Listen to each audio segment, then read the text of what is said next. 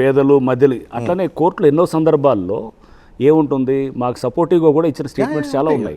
మీరు అవి మాట్లాడట్లేదు, నెగిటివ్ అదే చెప్తున్నాను. మనం నెగిటివ్గా ఉన్నది అనేది చాలా బాగా సమ్మగా ఉంటుంది.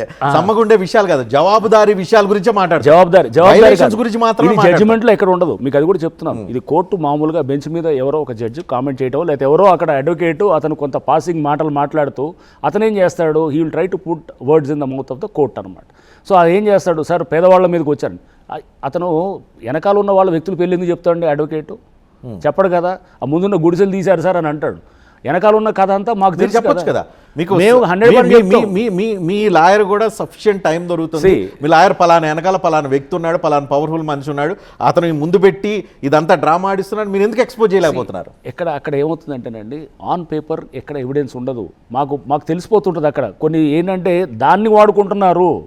సిస్టంలో ఒక 30 ఎకరాల భూమిని ఒక 10-15 మంది గుడిసెలు వేసుకొని కాపాడుకోగలుగుతారండి. 3,000 కోట్ల ప్రాపర్టీని. నిన్న ఏదో 200-300 కోట్ల దాన్ని ఒక 4-5 గుడిసెలు వేసుకొని ఆపుకోగలుగుతారా?